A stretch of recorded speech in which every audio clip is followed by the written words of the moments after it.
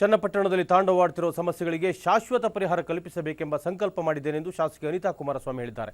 ಕ್ಷೇತ್ರದಲ್ಲಿ ಬಿರುಸಿನ ಪ್ರಚಾರ ನಡೆಸಿರುವಂತವರು ಅಭಿವೃದ್ಧಿ ವಿಚಾರದಲ್ಲಿ ಕೇವಲ ಪೊಳ್ಳು ಭರವಸೆಗಳನ್ನು ನೀಡಿದ ವ್ಯಕ್ತಿಯನ್ನು ತಿರಸ್ಕರಿಸಿ ಎಂದು ಮತದಾರರಲ್ಲಿ ಮನವಿ ಮಾಡಿದರು.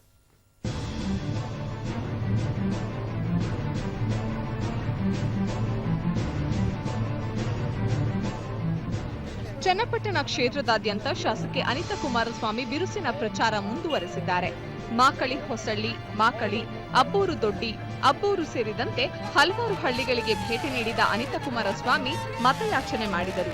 ಈ ಸಂದರ್ಭದಲ್ಲಿ ಮಾತನಾಡಿದ ಅವರು, ಚನ್ನಪಟ್ಟಣ ಕ್ಷೇತ್ರದ ನಗರ ಮತ್ತು ಹಳ್ಳಿಗಳಲ್ಲಿ ಇಂದಿಗೂ ಮೂಲಭೂತ ಸೌಕರ್ಯದ ಕೊರತೆಯಿಂದ ಸಾಕಷ್ಟು ಸಮಸ್ಯೆಗಳು ತಾಂಡವವಾಡ್ತಾ ಇವೆ. ಹಲವಾರು ತಿಂಗಳುಗಳಿಂದ ಕ್ಷೇತ್ರದಾದ್ಯಂತ ಗ್ರಾಮ ಸಂಚಾರ ಮಾಡುತ್ತಿರುವ ನನಗೆ ಚನ್ನಪಟ್ಟಣ ಕ್ಷೇತ್ರದ ಸಮಸ್ಯೆಗಳ ಬಗ್ಗೆ ಸಾಕಷ್ಟು ಅರಿವಿದೆ. ಚನ್ನಪಟ್ಟಣ ಕ್ಷೇತ್ರದ ಅಭಿವೃದ್ಧಿಗೆ ಸಂಕಲ್ಪ ಮಾಡಿರುವ ತಮಗೆ ಆಶೀರ್ವಾದ ಮಾಡಬೇಕೆಂದು ಅನಿತಾ ಕುಮಾರಸ್ವಾಮಿ ಮನವಿ ಮಾಡಿದರು. ಇಲ್ಲಿರುವ ಎಲ್ಲಾ ಸಮಸ್ಯೆಗಳ ಬಗ್ಗೆ ನಾವು ತಿಳ್ಕೊಂಡಿದ್ದೇವೆ. ಎಲ್ಲ ಸಮಸ್ಯೆಗಳನ್ನು ಪರಿಹಾರ ಮಾಡಿಕೊಡ್ತಾನೆ ಮುಂದಕ್ಕೆ. ಹಾಗೂ ವಿಶೇಷವಾಗಿ ಮಹಿಳೆಯರಲ್ಲಿ ನಾನು ಮನವಿ ಮಾಡ್ತೇನೆ, ನೀವು ಏನೇ ಸಮಸ್ಯೆಗಳಿದ್ರು ನೇರವಾಗಿ ಬಂದು ನನ್ನನ್ನು ಭೇಟಿ ಮಾಡಬಹುದು. ಇಲ್ಲ ಸ್ತ್ರೀ ಶಕ್ತಿ ಅವರು ಅಷ್ಟೇ, ನಾನು ಇದರಲ್ಲಿ ಟೌನ್ ನಲ್ಲಿ ಇರ್ತೀನಿ, ಅಲ್ಲಿ 11ನೇ ಕ್ಲಾಸಲ್ಲಿ ನಮ್ಮ ಆಫೀಸ್ ಇದೆ, ಬಂದೆಲ್ಲ ಭೇಟಿ ಮಾಡಬಹುದು. ನಿಮ್ ಏನೇ ಸಮಸ್ಯೆಗಳಿದ್ರು ನಮ್ಮಲ್ಲಿ ಹೇಳ್ಕೋಬಹುದು. ನಿಮ್ಮ ಎಲ್ಲ ಕಷ್ಟಗಳಿಗೆ ನಾನು ಸ್ಪಂದಿಸ್ತೇನೆ ಅನ್ನೋ ಮಾತನ್ನ ಈ ಸಂದರ್ಭದಲ್ಲಿ ಹೇಳ್ತೇನೆ.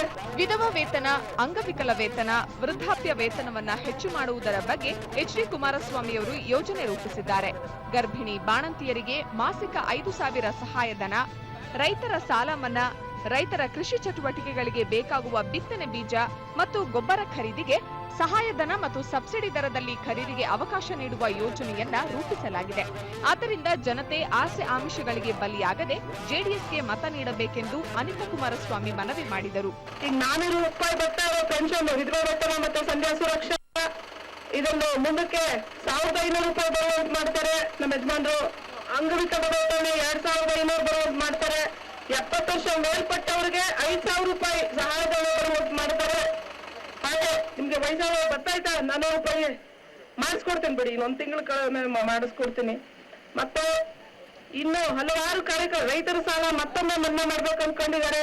ರೈತ ಕುಟುಂಬಗಳಿಗೆ 500 ರೂಪಾಯಿ ಬೀಜ ಮತ್ತು ಗೊಬ್ಬರ ತೆಗೆದುಕೊಳ್ಳೋದಕ್ಕೆ ಸಹಾಯಧನವನ್ನು ಕೊಡ್ಬೇಕು ಅನ್ಕೊಂಡಿದ್ದಾರೆ.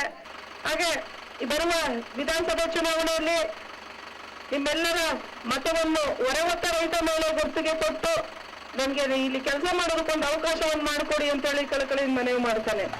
ಅನಿತಾ ಕುಮಾರಸ್ವಾಮಿ ಅವರು ಹೋದೆಡೆಯೆಲ್ಲ ಜನತೆಯಿಂದ ಅದ್ದೂರಿ ಸ್ವಾಗತ ದೊರೆಯಿತು.